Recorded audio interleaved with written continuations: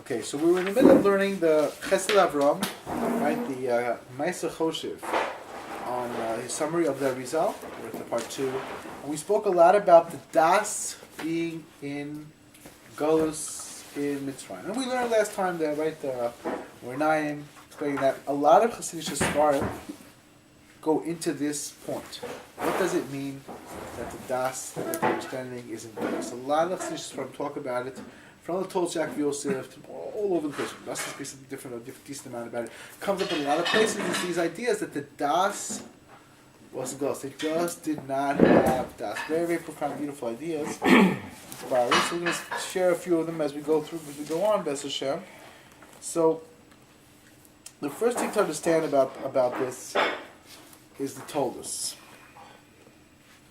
Again? The Toldos. The Toldos explains for the Baal Shem Tov, also Rav Yevi, also they bring for the Baal Shem Tov that the idea of the das being in Golus is that Klal Yisrael really could not. They could hardly speak.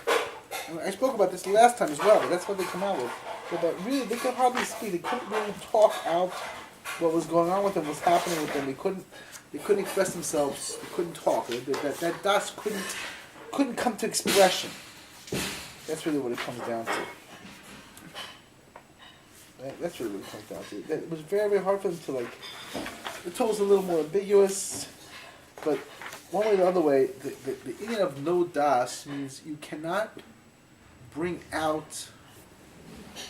You can't talk. You have the slave mentality, like we were speaking a little about. The person just can't do what he's supposed to do, and it happens. Sometimes people happens to people as well. So the person can be in a place, and it's just like he just can't get himself to express himself the way he ought to. It can be very, very, very challenging and very, very difficult, and very, very frustrating. So that's the first thing I want to say. The next thing I wanted to talk about is that there was Rav Nassim.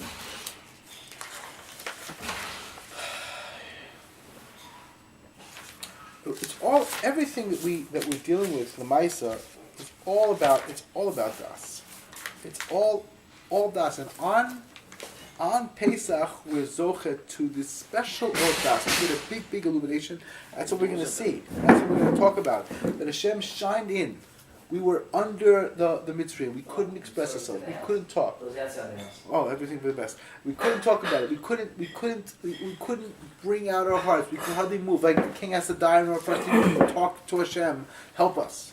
Whatever that means. Like bottom line is we were dimmed. So the Baitoses bring, and very fond of this idea from I think the Rivash, right? That why wouldn't they say beforehand? It's because they wouldn't say beforehand because they figured the king will die, so his decrees generally are nullified in Egypt, and because the decree continued with the new king, that's when they really cried out because they had no hope. And he says, you should know in general bitachon, if you're relying on one person, he'll help me. This will help me. This is the right thing. This is the way. Instead of relying on Hashem and saying, this is just a seabird, God won't do anything, you're not going about it the right way, and you're sort of locking yourself into the seabird. It'll work or it won't work.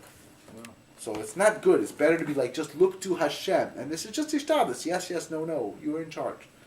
I believe you can do anything. It's going to help. That's about it. So the person, he's completely, you're in this place. You can't express yourself. You can't move. And then comes in this or. It's a murdik or from heaven. Hashem gives you this big, tremendous or. Tremendous illumination. And you're able to leave Mitzrayim. That's how they left. And that's what we're going to see. We're going to find out that they came with this unbelievable illumination. And we leave Mitzrayim. And it's the same thing now. Many of the Chassidish Svarim, we'll see that, and we'll see that again and again, this idea of that now it's the same thing. We get this or we can leave to a certain extent. But of course, that's what the Kodesh Magid says, and very, very beautiful. He says, on the 13th, you're supposed to clean your rooms. Well, we used to have much less elaborate rooms with less stuff, whatever. I'm not recommending starting on the 13th. But on the 13th, they used to clean the rooms, their house, to do the Bedika at night, right? Leil Barasa, right? So the night before the 14th. So he says this is because you have to clean yourself out, and prepare yourself to feel the or of. You have to feel the or. I need to feel the or of Pesach and connect. He says it's a muscle. Let's say yes, the or that's going to come and take us out of Mitzrayim. It took us out of Mitzrayim. Then we went to Shari Tumah. The Moram Shema says that's why we had to run because we meant to Shari Tumah. What Our lesson says, yeah, you got to run when you're in a bad behavior. You got to run. You got to learn how to you move. You don't sit on it. Get out. You do. You push yourself. You push. You make sure to take action to make it happen. You sit down about it. To yearn for it. So actually, we get this big order. He said, you have to. Let's say there's a tremendous illumination. It's sunny. It's unbelievably sunny. He said, if your curtains are drawn and you have very heavy curtains, your windows are closed and shuttered, you're not going to see the light. It's the same thing with yourself. Yes, there's a big light accessible, but you need to open that up. And it's preparing, yearning for it, yearning to connect to it. This is all what it's about. There's a lot of how to get a hold of all of these beautiful things, right? Saying all this farm say, Rustin also brings this idea you live in joy. You have to learn how to get to simcha. You have to learn all these good things to be able to get out of these bad behaviors and change myself. I need to change myself. I don't know how to. I need to change myself. That's about it. We will get to and we will discuss at length. That's the Rosh Yisrael, beautiful Rosh Yisrael about what to do, how to do. And he's like, you have to just do what you can. So where are we? The farmers explained it. Yeah. So what I told you over before about that the Gauss that the Das was in Gauss, that they couldn't even talk. I think it's more of a Shemesh. I think it's more of a Shemesh. I don't believe it. I'm looking at the Toldos. The Toldos is something different. And I'll say that also now over. More of a Shemesh was a Talmud of the Rebbe Melech, I believe. The Ma'or. More of a Shemesh, exactly. So he says like this. The Toldos, and this again maybe expands it. I just got confused with what. But there's so much material. We already spoke about anything. But he said like this. He said, I heard from my teacher. It's in Parshas Vayishlach. Heard from my teacher because Gauss Mitzrayim was that they had no das. They didn't know how to determine how to make achra. Das is achra. Das is determination. So they didn't know how to determine that everything is from Hashem.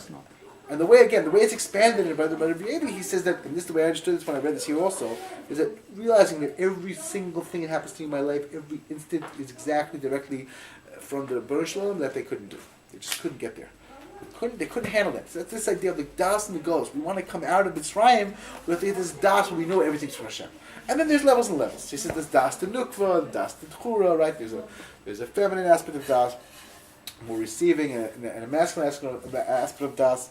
She said it really was only the feminine aspect of das that we left, right? So we have to be able to see that. You have to see before your eyes that the Torah and Tefillah that you do is doing incredible things and creating these worlds and unbelievable things that we have a hard time really connecting to that. You might know really that everything's from Hashem, but it's very, very difficult for a person to understand that what you do is very precious and important. Your learning, your tefillah, all that is very important. And that's part of the das, the gas we still don't have, and we're still not in this place of understanding. And also part of why I'm not able to move forward in my avoda is because I'm not able to move forward in my avoda because I'm sort of stuck.